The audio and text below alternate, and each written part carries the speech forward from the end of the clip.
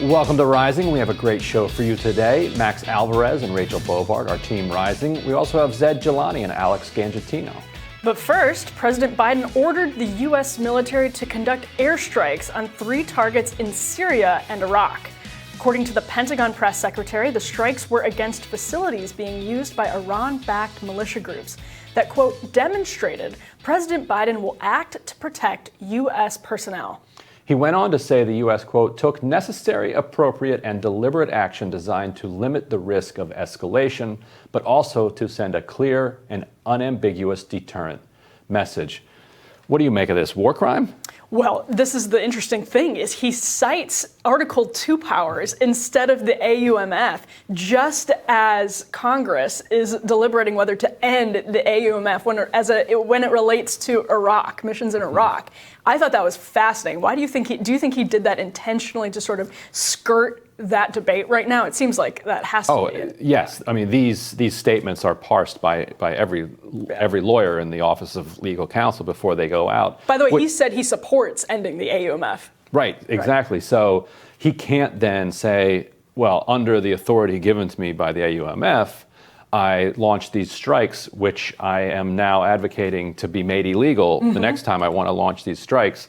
Right, and so you find yourself in a worse situation in a sense, in that previously people would think, okay, well, if we repeal the AUMF, then you can't just bomb whatever country you feel like. Right. He's like, oh, no, you can repeal the AUMF, but we can still bomb whatever country we feel like. Yeah, he's like, oh, no, the AUMF is entirely unnecessary, because look at Article 2. That's where I'm drawing justification for the self-defense. And so it's in Democrats, by the way, it's like giving Democrats cover to continue arguing against the AUMF for sort of this posturing, right? Like, it's from 2002, it's 2021, as Chuck Schumer has said, it's time to end the AUMF in Iraq.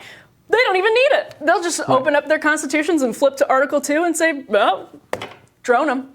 And what they've started to do now is, instead of striking a particular country, they will strike a country's assets in some other country. And so when he did airstrikes in Syria recently, he was actually targeting Russia. And so people would say, oh, you're bombing Syria. He's like, yeah, okay, technically I bombed land that's in Syria, but no offense to Syria. That wasn't the intention. This is actually a signal that we're sending to Russia, bombing some Russian-backed assets here or there.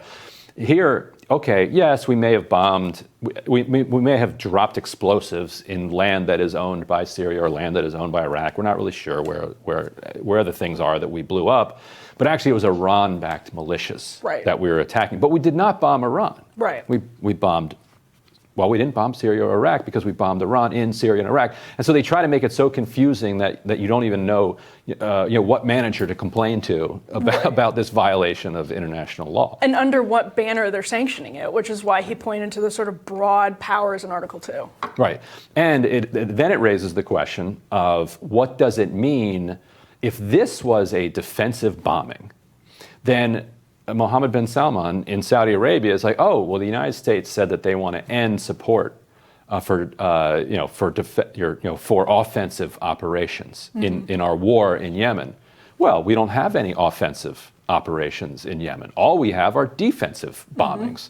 So therefore, we can continue the war in Yemen for as long as we like. Yeah, it's definition inflation. It's absolutely definition inflation, and it's really one of those things that, like, it happens in every administration, Republican or Democrat, so long as they're an establishment sort of neoliberal. And I'm obviously more hawkish than Ryan is in this case, but it should scare all of us that they're just pulling authorizations to do this stuff basically out of thin air. I mean, we should defend ourselves as a country. We should, in some cases, engage in deterrent uses of force. That's important to keep us safe, but they just inflate definitions to do it whenever they want and under whatever banner they want.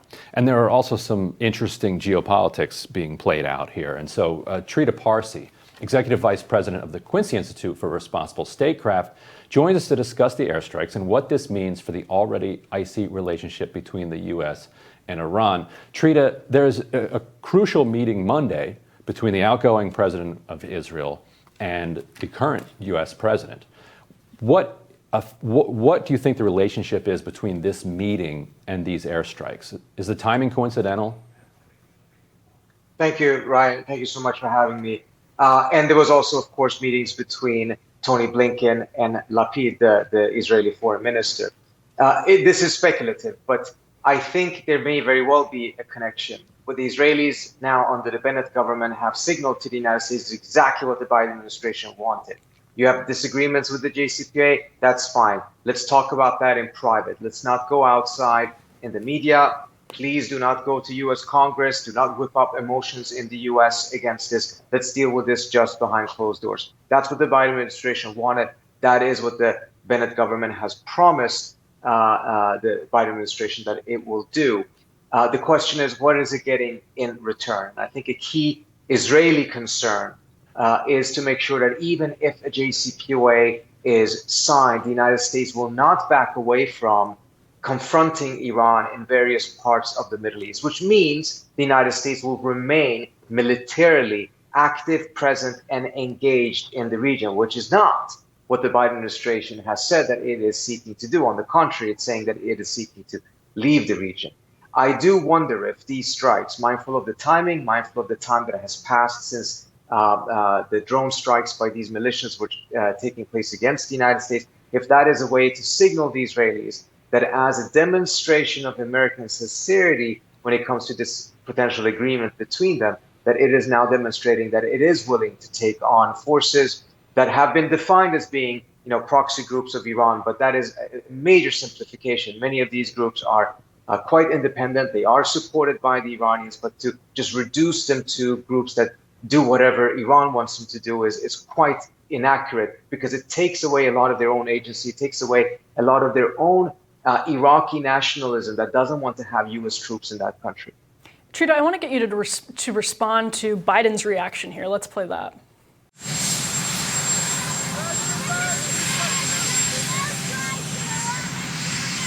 What about the strikes in Iran and Syria? What about the strikes in Iraq and Syria, Mr. President? Look at that thumbs up. Well, as Glenn Greenwald notes, it's actually illegal for Biden to take action like this. What do you make of that, Trita? No, I think what your earlier conversation was quite interesting and quite accurate.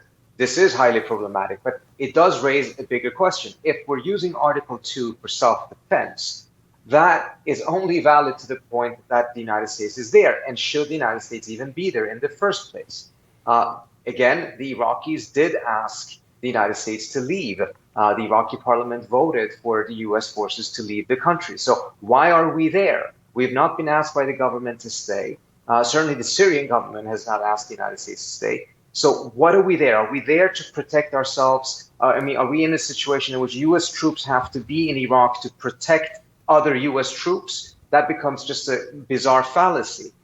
In fact, just as a note, the Quincy Institute published a report just earlier last week by former Pentagon official Eugene Gold that argues that for the United States to be able to protect its interest in the region, we actually don't need any troops in the region permanently based at all. And that would actually resolve this issue, because we would not have to be in a situation in which we're targeted and then we're using all kinds of, as you mentioned, definition inflation in order to justify striking back, mindful of the fact that we shouldn't be there in the first place. That's an important part of it. Yeah, and Trita, it feels to me like we've normalized this idea that the U.S. can just commit minor war crimes, kill people that it claims are connected to Iran, simply to jockey for some position for a future Iran deal, making that connection. So I don't want to normalize that process because it's abhorrent and it's immoral. At the same time, might it even backfire vis-a-vis the Iran deal? I think it will. I mean, this is a concern that I have had, and I've written extensively about it, that if we want to keep the JCPOA, not just being able to go back into it, but we actually want it to survive, I don't find it likely that it could survive if we then believe that we have to escalate elsewhere in the region and intensify confrontation with Iran in order to keep certain countries in the region, whether it's the Saudis, the Israelis, the Emiratis, happy. Because the tensions that will come about as a result of those escalations will cause the JCPOA to collapse. And then we're back to square one. Actually, we're back in an even worse position because without the JCPOA, then the Iranians are going to restart elements of their nuclear program, and we will be back on track for a full-scale war with the country. This all goes back to the fundamental question: why are we there? What is the interest that justifies the United States to have that military presence, mindful of the fact that by the word of this administration itself, that military presence has caused harm to come to U.S. troops, and we're under threat because we're there. So why are we there then? What is it that justifies us accepting that risk? I was going to say, again, that is the key point. I mean, we do have troops there, and to the extent that we do need to keep them safe, that's where Joe Biden and Democrats and Republicans as well are going to pull the authority to, make strikes like this one.